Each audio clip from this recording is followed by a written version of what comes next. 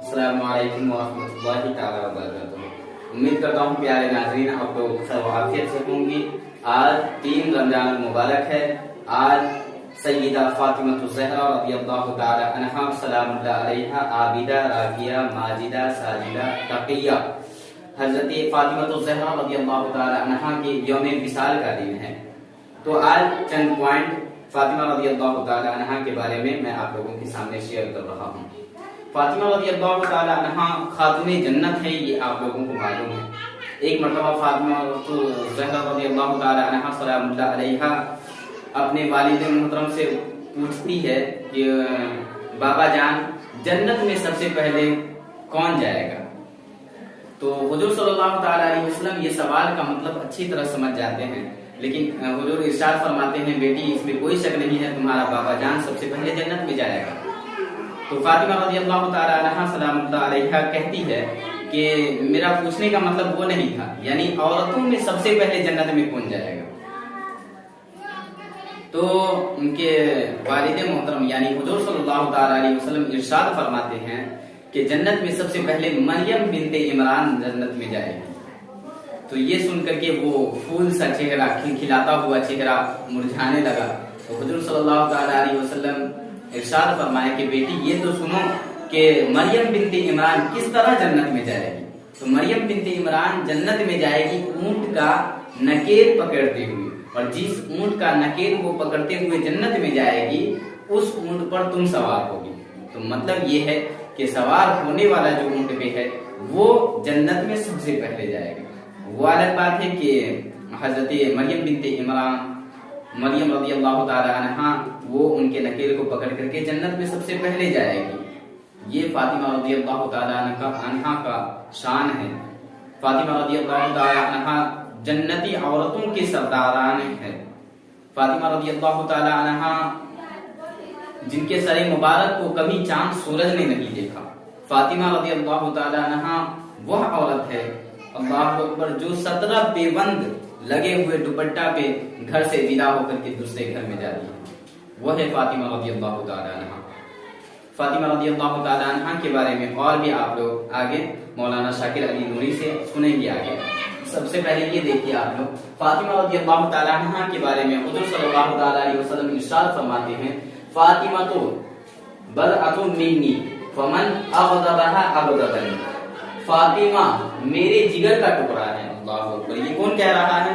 पूरे कायनात के रसूल हुजूर सल्लल्लाहु ताला अलैहि वसल्लम इरशाद फरमाते हैं कि फातिमा मेरे जिगर का टुकड़ा है। अल्लाहु अकबर। जिसने उसे नाराज किया यानी जिसने फातिमा रज़ियल्लाहु ताला अन्हा को नाराज किया गोया कि उसने मुझे नाराज किया। अल्लाहु अकबर। फातिमा रज़ियल्लाहु ताला अन्हा सलामुल्लाह अलैहा जन्नती औरतों के सरदार हैं, ये आप बात भी जानते हैं। उनके शान में बहुत सी आयतें नाज़िल हुए हैं जैसे कि आप अभी शाकिर अली नूरी से सुनेंगे। बस मैं यहीं पे खत्म करना चाहता हूँ। अस्सलाम वालेकुम वरहमतुल्लाहि ताला वबरकातुहू। खातून जन्नत रज़ियल्लाहु ताला अन्हा नजर मानती है। हसनैन को अगर अल्लाह ने शिफा अता फरमा दी तो 3 रोजे रखेंगे। कुर्बान जाइए, शिफा मिल गई। घर में इतना आटा भी न था, इतना आटा भी न था कि इफ्तार के लिए रोटियां बन सके। मौला अली गए एक यहूदी के पास से आटा बतौर कर्ज लेकर के आए। सहरी हो गई, इफ्तार के लिए रोटियां तैयार थी। तवज्जो चाहूंगा, इफ्तार के लिए रोटियां तैयार थी।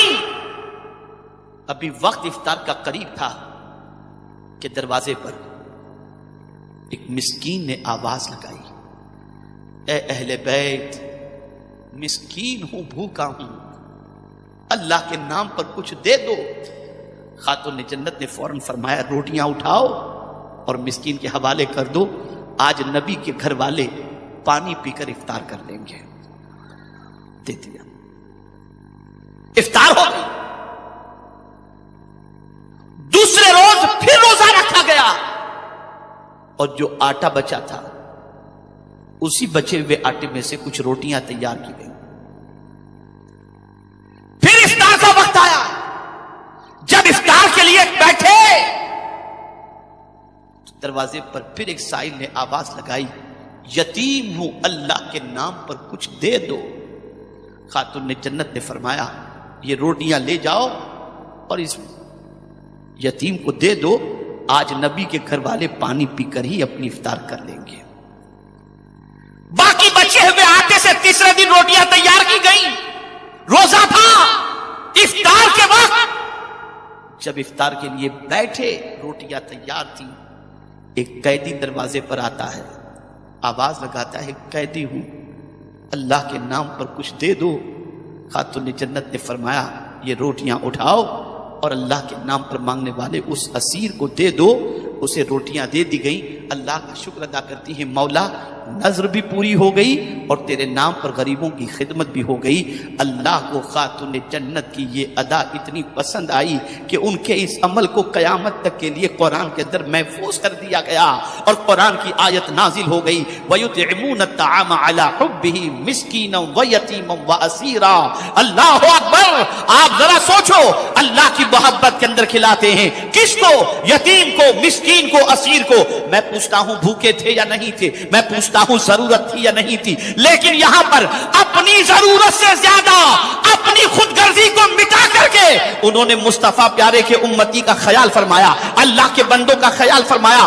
اور جب وہ کھانے والوں نے کہا اللہ آپ کو جزا دے کہ آپ نے ہمارے پیٹ کی آگ کو بجھائی، تو پکار اٹھتی ہے، انما نطعمکم لوجہ اللہ لا نرید منکم جزاء ولا شکورا۔ اگر ہم نے تمہیں کھانا کھلایا بھی ہے تو صرف اس لیے کھلایا ہے کہ ہمارا مولا ہم سے راضی ہو جائے، ہم سے نہ تمہیں کوئی بدلہ چاہیے، نہ تم سے ہم شکر کا کوئی خیال اور جذبہ رکھتے ہیں۔